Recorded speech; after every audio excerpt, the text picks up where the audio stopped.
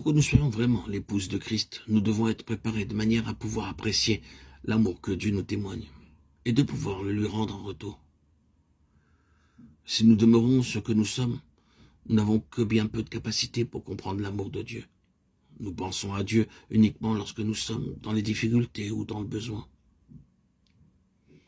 Un jour, une fillette voyageait sur un bateau avec sa mère. Elle avait une jolie poupée. Alors qu'elle jouait sur le pont du navire avec sa poupée, celle-ci tomba dans la mer.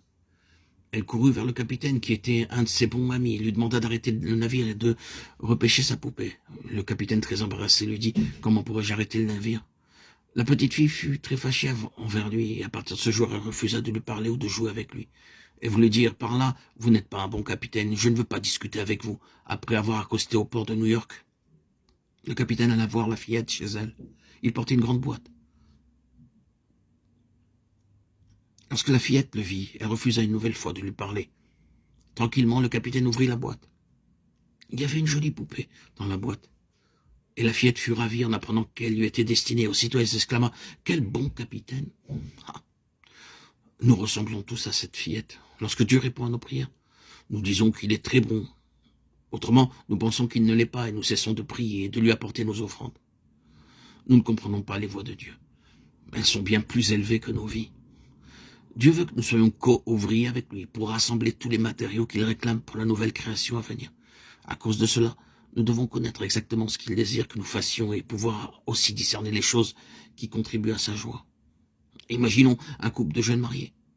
La jeune épouse est soucieuse de plaire à son époux. Elle s'efforcera alors de découvrir les choses qu'il aime et pourra même s'en enquérir auprès de la sœur de son mari ou de quelque autre membre de la famille. Elle s'efforcera de lui faire plaisir de toutes les manières possibles. Elle ne prendra pas son repas avant que son époux ne rentre à la maison. Elle est tellement désireuse de pouvoir manifester l'amour qu'elle a envers son époux. Dans la plupart des cas, après quelques mois de vie commune, les choses sont différentes. Cependant, ceux qui sont vraiment unis par le Seigneur verront leur amour croître jour après jour. Même les épreuves et les difficultés ne pourront pas altérer leur amour l'un pour l'autre, car il ne dépend pas de la beauté de leur visage, ni de leur bien matériel. Ils sont unis d'une triple manière dans l'union de leur esprit, de leur âme et de leur corps. La corde à 3 brins ne rompt pas aisément, Ecclésiaste 4:12. Souvent, le bonheur de certains dépend de leurs biens ou des plaisirs de cette terre. C'est la raison pour laquelle leur union ne dure pas longtemps, et c'est pourquoi nous voyons tellement de foyers malheureux. Peu de jours après leur mariage, les querelles commencent, le mari et la femme ne sont pas d'accord.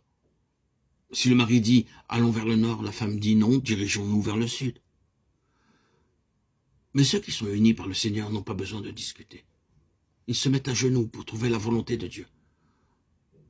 L'amour qu'ils ont l'un pour l'autre grandit jour après jour et leur procure de la joie.